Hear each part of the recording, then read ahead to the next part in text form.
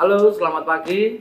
Selamat berjumpa di Budi Mulia, SMA Budi Mulia Mangga Besar. Selamat bergabung untuk anak-anakku terkasih kelas 10. Perkenalkan, nama saya YB Agus Supardiana, panggilan Pak Agus. Saya mengampu pelajaran matematika peminatan, jadi nanti untuk yang anak IPA pasti akan bertemu dengan saya.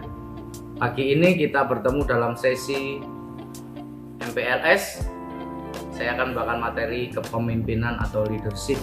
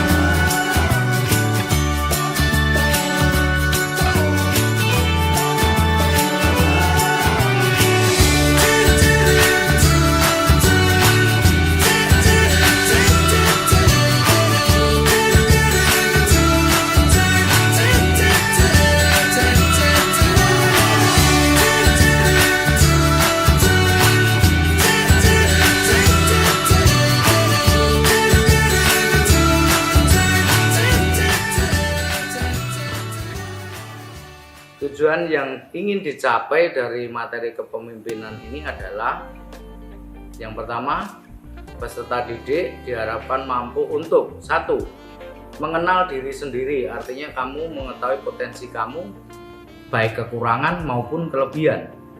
Lalu yang kedua, disiplin dan taat peraturan. Sebagai seorang pemimpin diharapkan kalian mampu mempunyai disiplin diri yang tinggi dan selalu taat peraturan atau taat asas yang sudah ditetapkan. Lalu yang ketiga, memiliki kemampuan yang baik saat berinteraksi dengan orang lain. Maksudnya adalah kamu punya komunikasi baik itu ke atas, ke bawah, ke samping, atau kemana saja dengan orang lain. Apa itu pemimpin? Pemimpin adalah orang yang mengemban tugas dan tanggung jawab untuk memimpin dan bisa mempengaruhi orang yang dipimpinnya. Artinya apa? Bahwa seorang pemimpin harus punya karisma, punya wibawa, yang mampu mengendalikan anak buahnya, yang mampu bekerja sama dengan anak buahnya, dan tentunya mampu mengelola manajemen secara pribadi. Itulah pemimpin. Sekarang apa itu makna kepemimpinan? Kepemimpinan adalah proses saling mempengaruhi antara pemimpin dan pengikut untuk mencapai tujuan tertentu. Atau kepemimpinan juga merupakan kemampuan orang untuk mempengaruhi dan menggerakkan orang lain guna mencapai tujuan tertentu. Hal-hal yang harus dimiliki oleh seorang pemimpin adalah yang pertama tentu motivasi diri.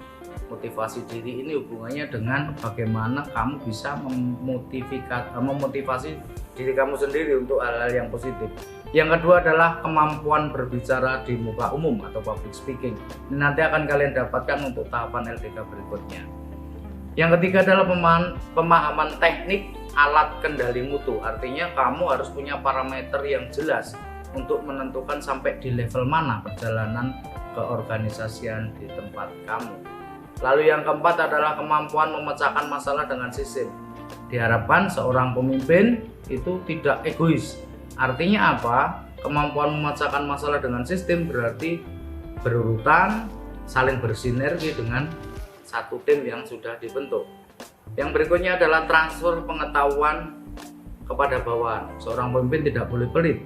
Jadi ada segala sesuatu yang sifatnya baru harus dibagi atau ditranslate kepada teman-teman atau bawahannya. Lalu yang keenam adalah memotivasi bawahan. Memotivasi tentunya memberi dorongan, semangat kepada anak buahnya. Yang ketujuh, mengenali karakteristik bawahan. harus tahu sifat-sifat, harus tahu temperamensinya dari anak-anak atau teman-teman yang lain. Lalu yang 8, keinginan mengetahui perkembangan. Itu tentunya punya visi ke depan. Yang ke-9, keinginan melakukan perubahan atau perbaikan.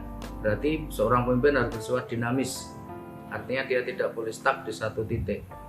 Dan yang 2 berikutnya adalah sikap mental dan citra diri yang tentunya sangat penting dimiliki oleh seorang pemimpin.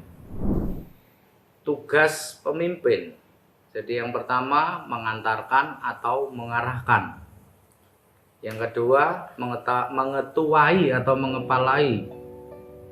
Yang ketiga mempelopori atau merintis. Nah, dalam hal ini seorang pemimpin harus menjadi penggerak. Dia harus ada di depan menjadi contoh, suri toladan bagi bawahannya.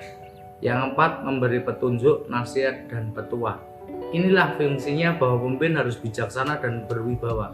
Karena dari beberapa hal pemimpin kadang minta atau anak buah minta nasihat atau petua dari pemimpinnya. Lalu yang kelima adalah memberi bimbingan. Pemimpin juga berfungsi atau berprofesi seperti halnya orang tua. Maka dia harus memberi bimbingan kepada anak didik atau bawahannya, seperti di fungsi yang nomor 2, mengetuai. Lalu yang keenam, membina untuk meningkatkan pengetahuan dan keterampilan anggotanya. Ini biasanya bisa lewat kursus, lewat keterampilan, atau mungkin disekolahkan anak buahnya, dan banyak hal lagi. Lalu yang ketujuh, menggerakkan. Artinya dia bisa mendorong anak buahnya untuk berperan serta secara aktif, untuk lebih bersemangat lagi, untuk meningkatkan kinerjanya sesuai dengan job description-nya. Ciri-ciri pemimpin yang efektif. Ayo, siapa tahu apa itu kata efektif artinya? Apa? Efektif adalah apa? Sesuai dengan tujuan yang ingin dicapai. Jadi efektif berbeda dengan efisien ya. Kadang-kadang efektif tidak bisa harus selalu efisien. Jadi ciri-ciri pemimpin yang efektif adalah 1, memiliki pengetahuan yang luas. Dia harus berwawasan luas, punya pandangan yang cukup, menguasai materi atau menguasai bidang yang dipegangnya. Yang kedua, sehat jasmani dan rohani. Kadang sehat jasmani itu menjadi nomor sekian. Kamu tahu siapa contoh misalnya yang secara jasmani mungkin kurang memenuhi tapi dia punya sesuatu yang lebih. Ya betul, Gus Dur, Kiai Haji Abdurrahman Wahid. Secara jasmani kalian bisa melihat bahwa sebetulnya ada kekurangan, tetapi karena di rohaninya dia unggul, toleransinya yang luar biasa, maka dia tetap bisa berperan menjadi seorang pemimpin yang baik. Yang ketiga, memiliki kemampuan untuk mengendalikan emosi. Jadi harus tahan diri. Kalau ada sesuatu di rumah, ada sesuatu masalah, jangan sampai ditampilkan di anak buahnya, karena itu akan berbahaya atau mengurangi kepemimpinan yang efektif. Lalu yang keempat, kemampuan analisa yang tinggi. Ini yang penting karena apa?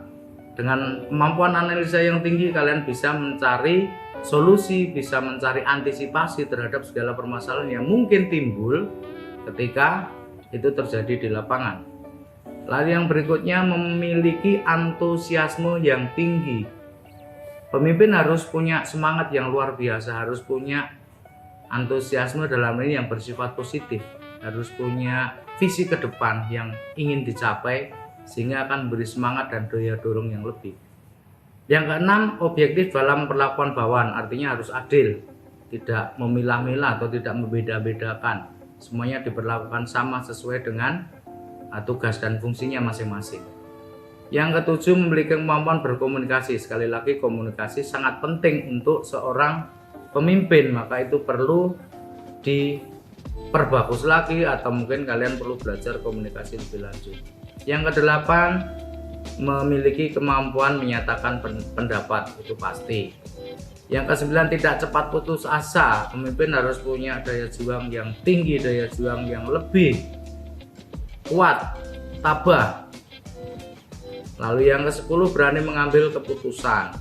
Dan yang terakhir adalah memiliki rasa percaya diri yang tinggi. Kalau pemimpinnya minder, pemimpinnya rendah diri, pasti tidak akan berpikir atau bertindak sebagai seorang pemimpin yang efektif. model atau gaya kepemimpinan. Sebetulnya ada banyak sekali model atau gaya kepemimpinan, dan kepemimpinan tidak selalu mengarah kepada negara. Ada 4 yang akan saya plotkan di sini. Yang pertama adalah pemimpin yang otoriter. Otoriter itu berasal dari bahasa Inggris. Gaya pemimpin yang otokritik artinya sangat memaksakan dan mendesak kekuasaannya kepada bawahnya. Ini kalau untuk zaman sekarang kayaknya kurang berlaku, tetapi masih ada beberapa contoh nih yang di zaman modern ini. Contoh pemimpin yang otoriter mungkin tetangga kita, mana Filipina, Duterte itu kesannya memang diktator atau otoriter sekali. Kalau di zaman dulu banyak sekali, ada dari Jerman, siapa Jerman yang terkenal dengan Nazinya? Ya betul, Adolf Hitler. Lalu gaya pemimpin yang kedua adalah laissez-faire. Laissez-faire ini sebetulnya berasal dari budaya Prancis di abad ke-18, yaitu dia memberikan kebebasan kepada bawahannya. Ini jarang terjadi untuk di dalam struktur pemerintahan. Ini biasanya untuk gaya laissez-faire ini adalah dipakai untuk kaum pedagang, atau mungkin kalau yang sekarang modern ini adalah multi level marketing. Jadi dia akan memberikan kebebasan pada anak buahnya untuk melakukan suatu tindakan atau mengambil keputusan sesuai dengan target yang sudah ditentukan. Nah, ini ciri-ciri yang ketiga itu adalah ciri-ciri negara abad modern, yaitu jenis atau gaya kepemimpinan demokratis. Tentu kalian tahu mana arah dari demokrasi atau demokratisasi yang saat ini sedang digembar-gemburkan. Tetapi bukan tidak menutup kemungkinan di negara yang terkenal demokrasi pun atau demokratis pun itu ada pemimpin yang sifatnya tidak demokratis. Apa sih demokratis itu?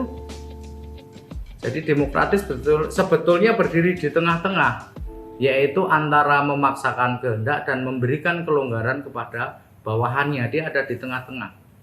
Contoh negara demokrasi banyak, contoh Amerika, Indonesia, dan banyak negara lain. Saya kira untuk yang demokrasi ini paling banyak sekali, negara yang demokratis itu banyak sekali. Yang keempat adalah situasional. Ini pemimpin yang bisa dikatakan bersikap lebih melihat pada keadaan atau situasi dan kondisi. Kapan harus bersikap memaksa dan kapan harus moderat, serta pada situasi apa yang pemimpin harus memberi kebebasan kepada bawahannya. Jadi sifatnya ini pun biasanya jarang sekali terjadi di kepemimpinan sebuah negara. Ini biasanya perusahaan dan lain-lain.